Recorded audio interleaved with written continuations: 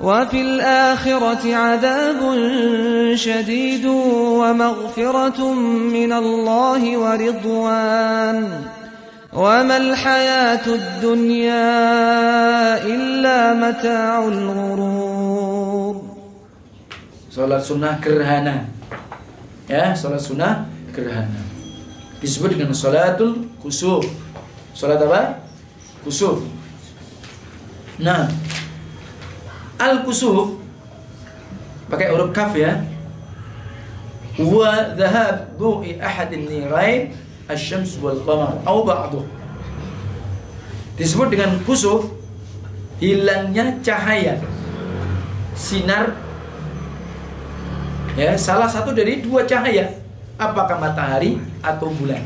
Sehingga kita kenal ada sholat gerhana matahari, ada sholat gerhana apa? Bulan. Kenapa? Tatkala terjadi gerhana baik matahari atau bulan, apabila hilang salah satu cahaya dari kedua itu tadi, maka disitulah disunnahkan sholat gerhana. Atau hilang secara total atau sebagian, mungkin baru seperempat kita ngelihatnya, itu disunatkan sholat sunat gerhana, ya.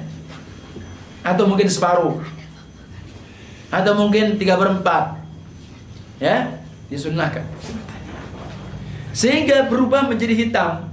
Kita tahu bahwa matahari dengan sinarnya yang mensilaukan, bulan yang begitu indah, tiba-tiba terjadi gerhana. Itulah maksudnya al-kusuf. Ada pula dengan khusuf. Khusuf pakai huruf kha. Kalau tadi huruf kaf. Sebenarnya ini hanya sinonim saja, persamaan. Sama ya. Bisa disebut dengan al-kusuf, ada al-khusuf. Tapi ada yang mengatakan kalau pakai kaf kusuf gerhana matahari, kalau pakai khusuf biasanya gerhana bulan. Ya. Jadi sehingga sebenarnya kalau orang menyebutkan oh ayo sholat kusuf, oh ayo sholat khusuf, baik itu bulan atau matahari, nggak salah. Ya. Jadi seperti itu. Sholat gerhana, sholat yang ditunaikan dengan cara yang dikhususkan. Caranya khusus ya. Kapan ditunaikan? Ketika terjadi gelap, hilang total, sebagian, sepertiga, salah satu, dua sinarnya.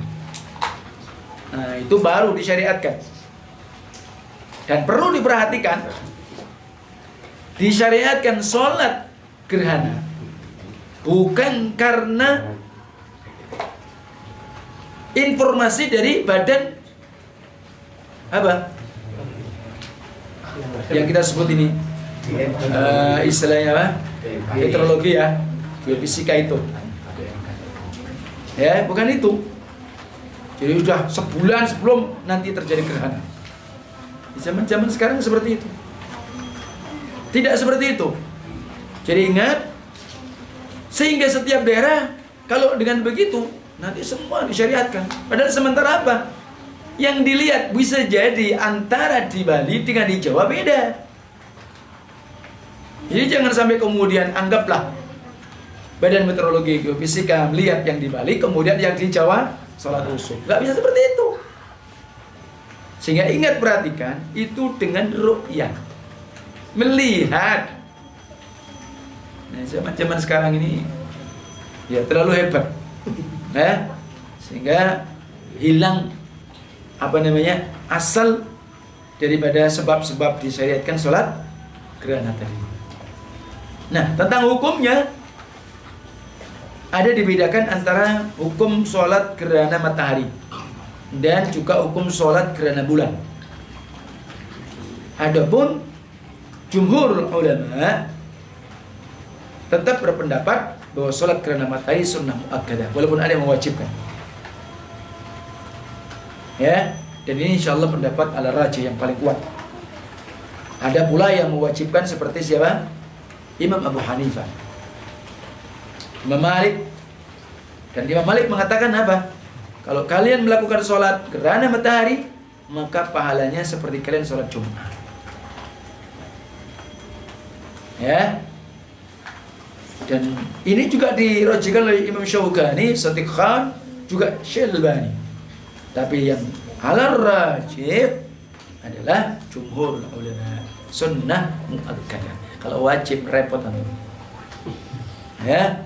Nah, ada imam yang bisa melakukannya wajib, dosa semua. Baik, tidak ya? Nah, adapun kemudian kalau sholat gerhana bulan, maka di sini ada perbedaan pendapat. Kalau gerhana matahari, maka tentang hukumnya itu ada yang mengatakan sunnah muakkadah, ada yang wajib, itu aja.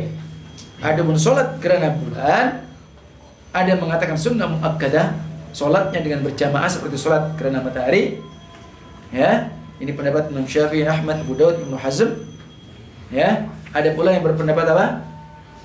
Bisa dilakukan tidak atau tanpa berjamaah, sehingga seperti sholat-sholat sunnah yang lain tidak perlu ada tambahan rukuk. Ya, jadi itu adapun yang terkuat, maka pelaksanaan sholat gerhana bulan maka sunnah muakkadah sebagaimana gerhana matahari. Berdasarkan riwayat dari hadis Mughirah ibn Syu'bah, Nabi SAW bersabda, Inna syamsa wal qamara ayatani min ayatillah. Ingat, sesungguhnya matahari dan bulan adalah sebagai tanda-tanda kekuasaan Allah di antara tanda-tanda kebesaran Allah. Jadi makhluk Allah, tanda-tanda kebesaran Allah. La yankasifani li mautin ahad wala li hayatih. Jika terjadi gerhana bulan atau matahari, tidak bisa disandarkan karena sebab ada orang besar meninggal. Ada anaknya orang besar baru lahir. Ya, tidak seperti itu. Dan ini adalah keyakinan orang-orang di masa jahiliyah. Kenapa? Awal tatkala terjadinya pensyariatan sholat gerhana matahari itu di masa Rasulullah, karena waktu itu meninggalnya putra Nabi Ibrahim. Sehingga orang-orang jahiliyah menisbatkan anaknya Nabi meninggal sehingga terjadi gerhana. Maka Rasulullah SAW ketika khutbah itulah beliau membantah. Jadi terjadinya gerhana matahari, sesungguhnya matahari dan bulan di antara tanda kekuasaan Allah, dan dikala dia terjadi gerhana tidak karena sebab matinya seseorang atau lahirnya seseorang. Nabi mengatakan apa? Fa idza ra'aitumuhuma fatullah. Kalau kalian melihatnya, bukan mendengar. Ingat nih, bukan dapat kabar. Badan Meteorologi sudah mengatakan sebulan lagi sholat gerhana. Enggak gitu. Ingat nih, ya, fa idza ra'aitumuhuma fatullah. Jadi kalau yang gini-gini sudah, makanya ya qadarullah saya sering nolak. Ya karena saya mau sholat gerhana, kalau ngelihat enggak, gimana saya mau sholat? Ya kan? Jadi seperti itu, ya sudah, biarin aja. Bukan saya jual, gimana lagi mau enggak ngelihat gimana? Tapi lebih mendung lagi. Ayo. Akhirnya ribut. Aku yakin lihat kok. Wah, sudah begitu. Ribut. Nah, ini jangan, sudah Masya Allah mudah agama ini. Jangan dipersulit. Ya. Nah, jangan jadi tren. Masjid ini akan melakukan sholat gerhana. Wah, tren begitu. Enggak bisa seperti itu. Nabi mengatakan apa? Ya, fa idza ra'aitumuhuma fatullah. Apabila kalian melihat keduanya terjadi gerhana, maka berdoalah kepada Allah. Ini kan. Wa shallu hatta yanjalla. Dan sholatlah kalian sampai kembali terang dan jelas.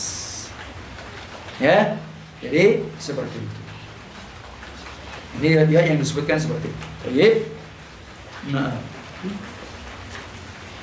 dan kemudian di antara apa-apa yang disunnahkan ketika terjadi gerhana,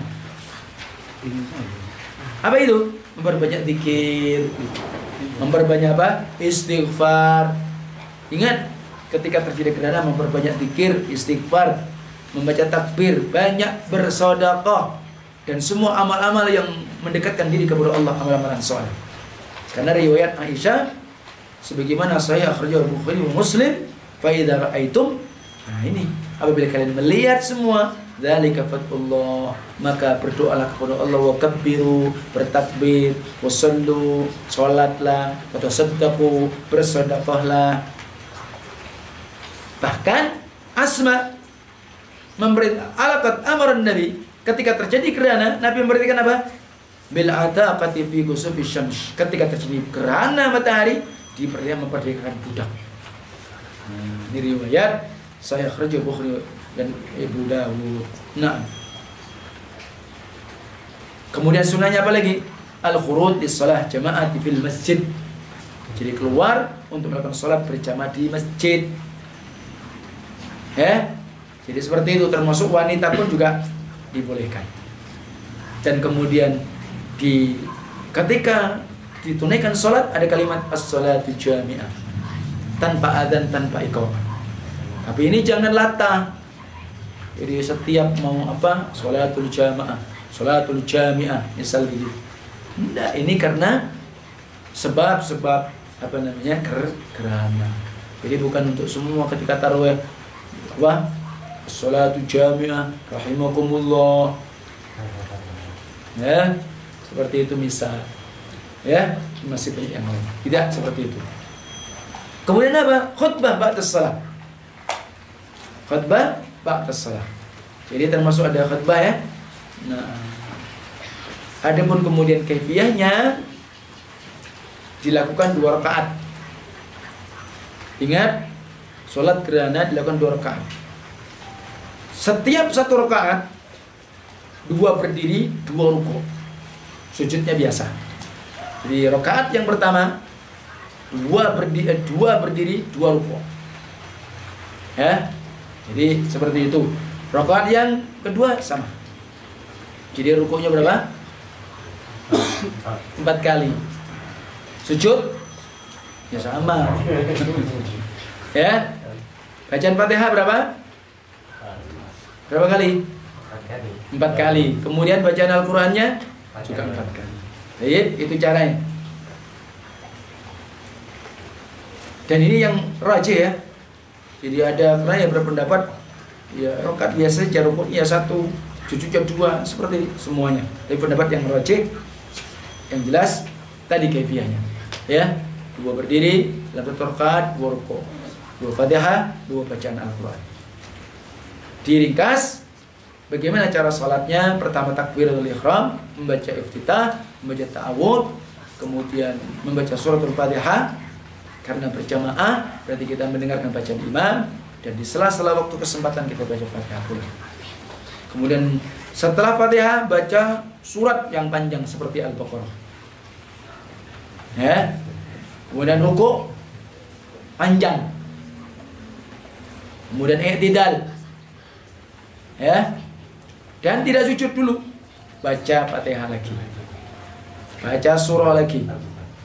Ya, tapi lebih pendek daripada yang awal. Ya. Lalu kemudian rukuk, i'tidal, langsung sujud. Dan berikutnya seperti itu. Dan dibaca jahar, bukan sirran. Ya. Dan ini secara ringkas kaifiyahnya seperti itu. Maka perlu diperhatikan. Nah, jadi ini dengan jamaah ya. Di salat gerhana itu dengan berjamaah. Sehingga salat gerhana ini termasuk salat disebut dengan dawal asbab. Kapan saja dilakukan. Misal tatkala terjadi gerhana bulan ba'da subuh, maka bisa dilakukan. Ya, apabila misalkan terjadi gerhana kelihatannya ba'dal asr, juga bisa ditunaikan. Maka dia terbebas dari halangan-halangan waktu sholat yang demikian tadi. Wallahu a'lam. Ingat sholat gerhana.